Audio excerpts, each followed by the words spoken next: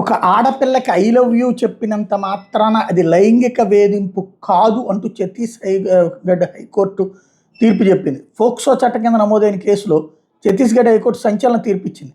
బాలికకు I love you చెప్పడాన్ని లైంగిక వేధింపుల కేసుగా పరిగణించలేమని స్పష్టం చేసింది.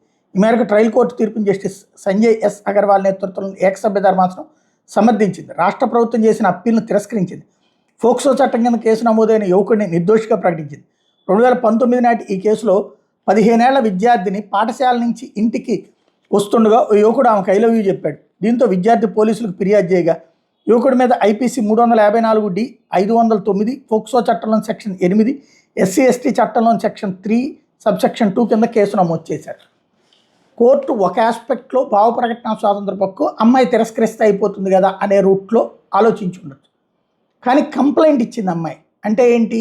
అవతల వాడు వేధిస్తున్నాడు అని అర్థం. తనకి ఇష్టం లేకపోయినా ఐ లవ్ యూ చెప్తున్నాడు అని అర్థం. ఐ లవ్ యూ అనేటటువంటి చెప్పడంలో తప్పు లేదు.